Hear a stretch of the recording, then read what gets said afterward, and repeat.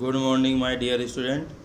पिछले video lecture में हमने social behaviour in honey bee के बारे में डिस्कस किया था। उसमें हनी बी के स्पीशीज़ के बारे में डिस्कस किया था और हनी बी में कौन कौन से प्रभेद होते हैं। जैसे मेल होते हैं, मेल को हम ड्रोन्स कहते हैं, फीमेल होती है उसको क्वीन बोलते हैं, और जो वर्कर होते हैं वो श्रमिक होते हैं। ये 3 प्रकार की इसके प्रभेदों के बारे में अध्ययन किया था। आज हम के वीडियो लेक्चर में मधुमक्खी का छत्ता हनी कॉम्ब के बारे में बताऊंगा।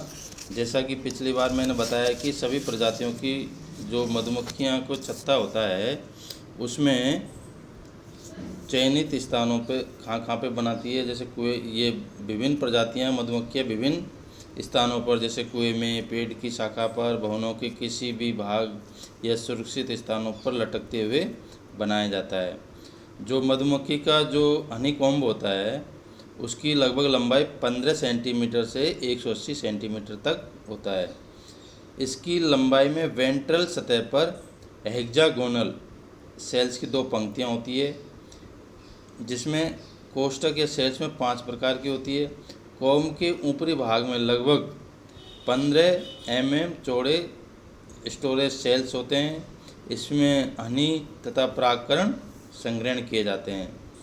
जो कॉम्ब होता है उसके सेंट्रल और निचले भाग में इसके जो शिशुओं को रखने पालने वाले ब्रूड चैम्बर होते हैं, और कॉम्ब के वेंट्रल सतह पर स्थित अनेक कोष्ठ यानी सेल्स होते हैं जिसमें श्रमिक रहते हैं। इसमें ड्रोन सेल्स या नर कोष्ठक लगभग 6 mm चौड़े होते हैं। इसमें नर का पालन पोषण किया जाता है। क्वीन चैम्बर सभी प्रकार के कोष्ठकों से बड़े होते हैं तथा ये अंडाकार होते हैं। क्वीन चैम्बर सेंट्रल भाग में ऊर्ध्व यानी वेंट्रल स्थित होते हैं। अडल्ट वर्कर के लिए वहाँ जो कॉम्ब होता है उसमें कोई स्थान नहीं होता है और ये छत्ते के बाहर ही मंडराते रहते हैं। जो कॉम्ब होता है, छत्ता होता है, वो वैक्स यानी मोम द्वारा बनाया जाता है। वर्कर के एब्डोमेन पर वैक्स ग्लैंड के वैक्स स्त्रावित किया जाता है, और वैक्स स्त्रावित करने वाली ग्रंथियाँ एब्डोमेन के जो हनी के जो वर्कर्स होते हैं उसको जो एब्डोमेन वाला पार्ट होता है वो 4 खंडों में विभाजित होता है, जिसमें पश्चपाद मोम के टुकड़े पृथक करते हैं एवं जबड़ों तक लाते हैं। जबड़े वैक्स के टुकड़ों के साथ शीर्ष ग्रंथियों से स्त्रावित स्राव को मिलाकर आकृति प्रदान करते हैं, जिससे छत्ते के सेल्स की दीवारें बनाई जाती है, और चैम्बर्स के बीच की भित्तियों को रेजिन या गम द्वारा चिपकाकर पक्का कर दिया जाता है। गम वर्कर पौधे से लेकर आते हैं। जो रेजिन या गम होता है, गोंद होता है, जो वर्कर्स होते हैं वो पौधों से लेकर आते हैं। एक बार छत्ता बनने के बाद कई सालों तक उसका उपयोग में लाया जाता है।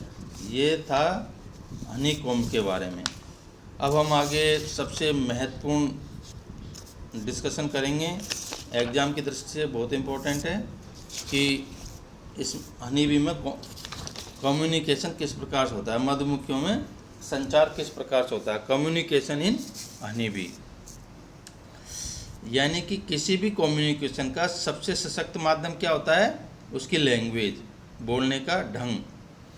तो मधुमक्खियों में जो कि हाइमेनोप्टेरा ऑर्डर्स में आती है, और ये उच्च कोटि के सोशल इंसेक्ट्स होते हैं, और ये कॉलोनी या कॉम्ब में रहते हैं, और एक कॉलोनी में या कॉम्ब में इनकी लगभग संख्या 5000 से 8000 तक होती है।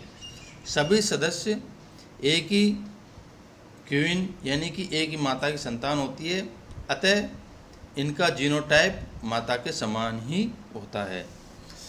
छत्ते में एक क्वीन, कुछ ड्रोन तथा असंख्य स्टेरलाइन वर्कर होते हैं। यानी कि अगर एक कॉम्ब में एक क्वीन रहती है, एक रानी रहती है, तथा कुछ ड्रोन यानी कि नर रहते हैं, और कई असंख्य में स्टेलाइन वर्कर यानी कि वंध्य वर्कर होते हैं। सभी में स्टेन यानी कि डिवीजन ऑफ लेबर पाया जाता है।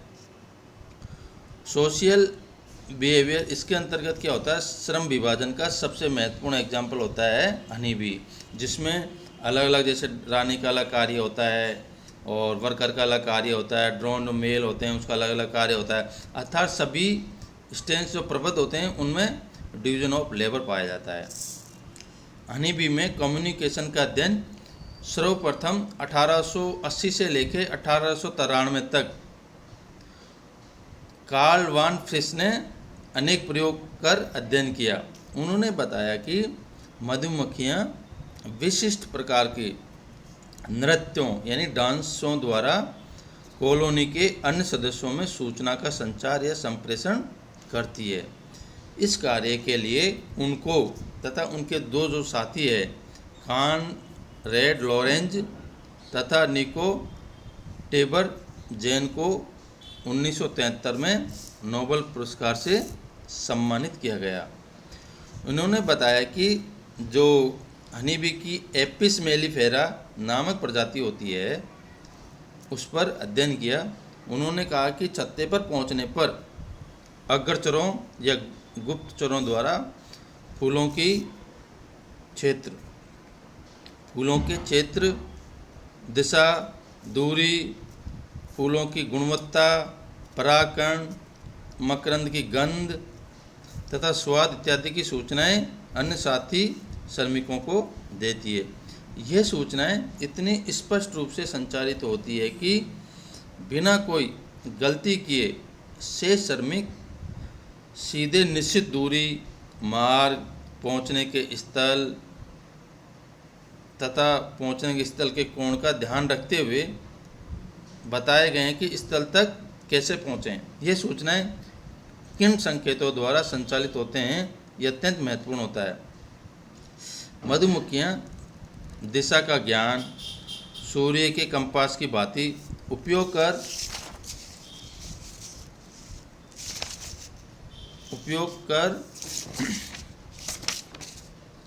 ग्रहण करती है तथा फूलों के रंगों में अंतर विभेद करने की क्षमता होती है। वान फ्रिस ने हनी बी के व्यवहार का अध्ययन विशेष रूप से बनाए गए कांच के कक्षों की दीवारों को देखकर किया गया तथा अग्रचर मधुमक्खियाँ छत्ते में लौटकर डांस करती है जहाँ वहाँ पर उपस्थित सभी श्रमिकों का ध्यान आकर्षित करती है और इस दौरान सभी श्रमिक उन्हें घेर लेते हैं। अतः इस प्रकार से ये डांस नृत्य दो प्रकार का होता है। फर्स्ट आता है राउंड डांस, ये जिसको हम रूट टेंज डांस भी कहते हैं। दूसरा आता है टेल वैगल डांस अथवा स्वान टेंज डांस भी कहते हैं।